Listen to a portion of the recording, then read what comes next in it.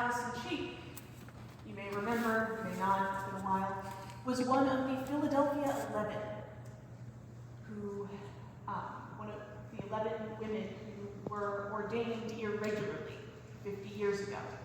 The first women to be ordained priests in the Episcopal Church. And they received a great deal of backlash for going through with their ordination.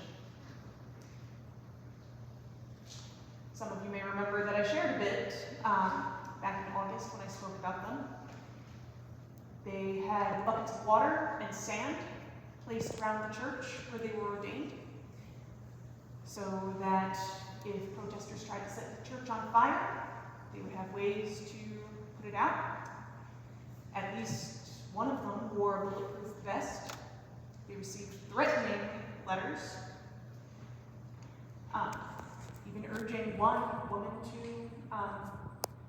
die by suicide. And yet, these women went through with it. And the Reverend Allison Cheek stood up and used her priestly gifts and talents to do what she was meant to do, which is to love the people of God by celebrating the Eucharist. It's because of her, and so many like her, that I get to stand here today, exercising my priestly ministry and my priestly gifts with you. And Allison Cheek could have run away. She could have said, "Nope, I'm not going to do this. This is too much right now." But she didn't. When asked why, she replied that after a retreat, she had a particular calling from God,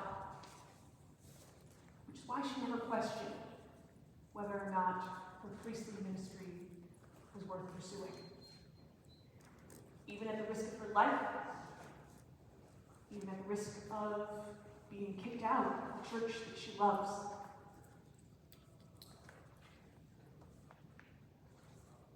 She stood up, she persevered through insurmountable odds.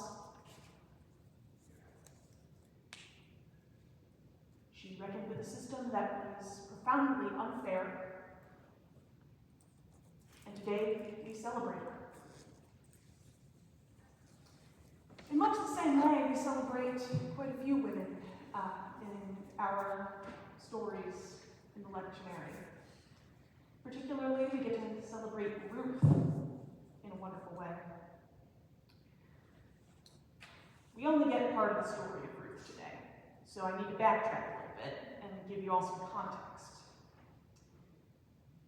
Ruth was a Moabite, a descendant of Moab, a child born to Lot and Lot's daughter. It was the result of an incestuous encounter, and it is a pretty graphic example of male rape in the Bible. Moabites were not considered to belong to the people of God at various points throughout history. Particularly in the book of Deuteronomy, there is an explicit verse excluding Moabites from being part of the people of God. Some scholars contend that that only applies to Moabite men. Moabite women who married Jewish men and converted and followed in those traditions, they were considered okay. Scholars debate. Either way, Ruth was an outsider. Ruth didn't belong. Now, Ruth married Naomi's son, and Naomi's son died. Naomi's husband also died. And so, Naomi gave her a choice. You can go back to your home, to your people, figure out life from there. really know what kind of choice that was for Ruth. We don't know what kind of family she had, if any. But Ruth famously responds with a declaration of love and loyalty to Naomi, saying, "Where you go, I will go. Your God will be my God. Where you die, I will die. Do not let me be parted from you." And so Ruth chose to remain with Naomi as they go back to Naomi's hometown. That being said, being a widow is never easy. Being a widow in the time of the Hebrew Bible was almost impossible. There was no man to provide economic safety. And while there were some allowances made to ostensibly care for widows and orphans and the poor, sort of, life was still really hard. And so Ruth set about going to barley fields, picking up the leftover sheaves of wheat that the harvesters had left behind, in the hope that it would feed her and Naomi. And she struck up a kind of friendship with Boaz, the man who was in charge of harvesting these fields. And Boaz, being a compassionate human, saw what was going on with her and Naomi, and began to instruct his workers to leave the sheaves of wheat alongside so that Ruth and Naomi would have enough. And so, we come to our Hebrew Bible reading for today. Naomi is trying to think of a way to establish some security. For Ruth, yes, but also for herself. And she knows that Boaz is her kinsman. And according to Jewish law, if Boaz were to marry Ruth, and they had a son, Naomi's line would be continued. And there would be security brought to her and to Ruth.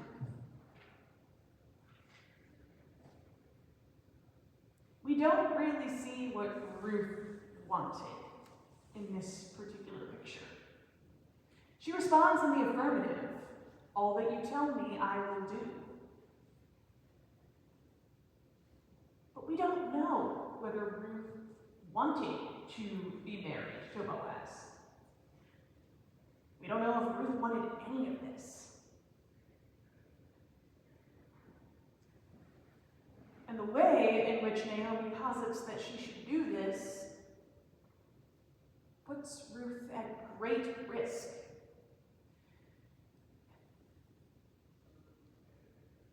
Essentially, she's to go to the threshing floor in the middle of the night, where there are a bunch of men and farm workers, and to essentially put herself in a position that can be seen as compromising. And she's being left to the mercy of Boaz. What if Boaz didn't want to marry Ruth? What if Boaz decided to harm her? Or worse?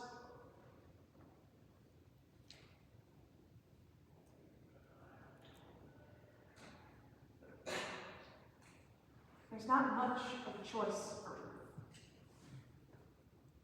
And it's not fair. And it's not right. It ends up working out. Ruth and Boaz get married.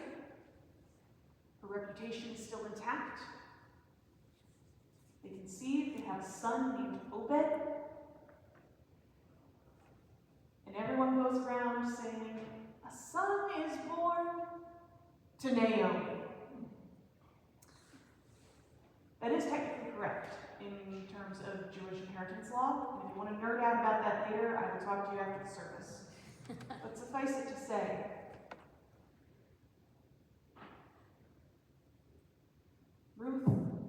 caught up in a system that she had no control over. And she could have run. That's not much of a choice, but it was still a choice. But she chose not to. She chose to stay. She chose to try. She chose to dare to dream for a life that was better than what she had at the moment. And thank goodness it worked out. Because Ruth became the mother of Obed, Obed became the father of Jesse, Jesse became the father of David, and I'm not going to go down the whole rest of the family tree, but David became the ancestor of Jesus, who we meet today watching the people give money to the treasury.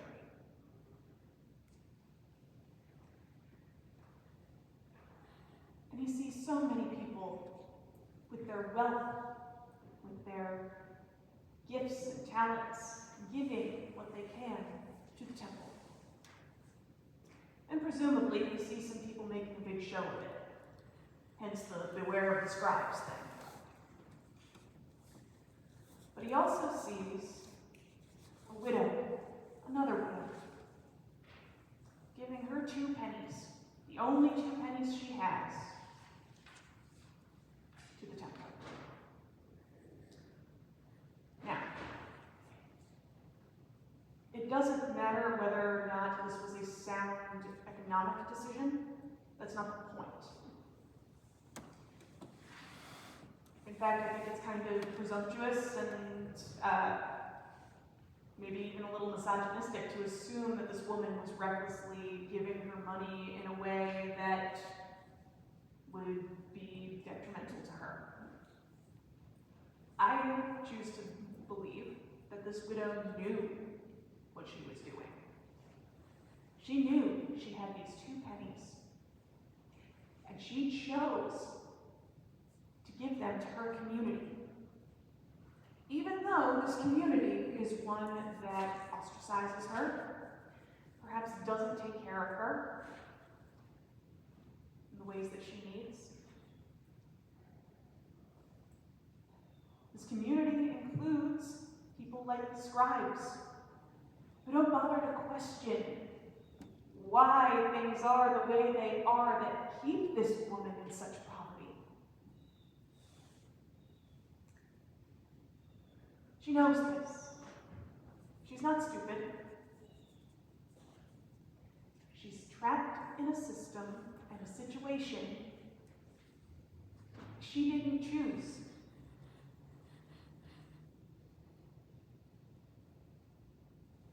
But she can choose where to put her 2 pennies, and she chooses to put them to the temple. We don't know why. We can guess. Maybe they give her solace. Maybe they're able to care for her by giving her food, providing a sense of community. I don't know.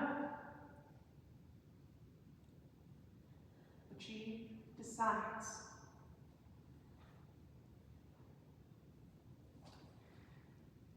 We had an election on Tuesday.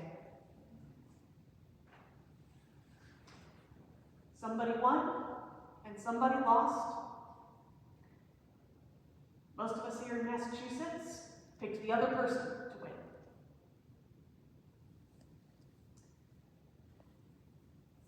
We got the chance to choose, and so did everybody else. And the results are in, and now we have to face them.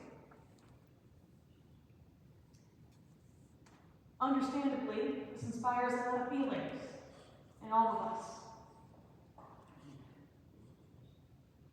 Maybe some of you are scared. Maybe some of you are shocked. Maybe you're angry and sad. Maybe you're confused, wondering how this happened.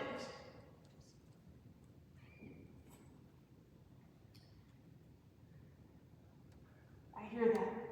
I do. And we can talk for hours about the Electoral College and its merits and its cons, and we can talk about campaigning and all sorts of things. But at the end of the day, we as a country decided who we wanted to be in charge. It wasn't a fluke. It wasn't an accident of systems that are flawed, though they are. We've chosen this person twice now. It's not an accident. We know this. We're not stupid.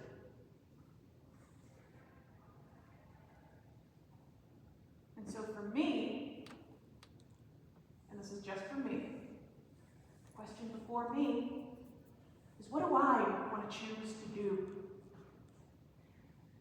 Who do I want to choose to be over the next hour, the next day, the next month, the next year, places to come?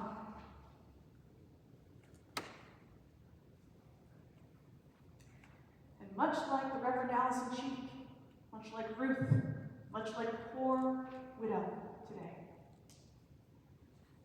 I know who I am, and I know what I'm about. I am one of your priests. I am someone whose job it is to love everyone.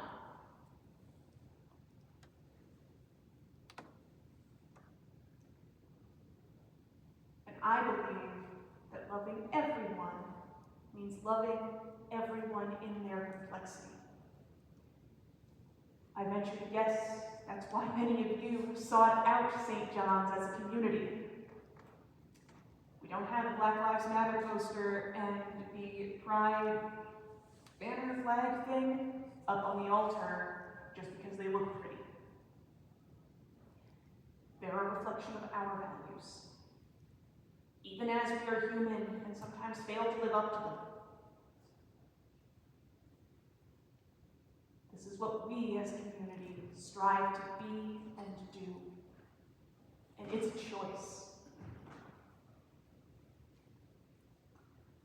I don't know what's going to come down the road over the next 4 years.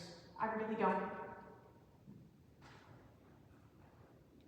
I'm not going to tell you don't be afraid, because fear can be healthy. What I invite you all to do today, at any point during these next few years, is to think deeply. Figure out who you are and who you want to be. And stand up for that.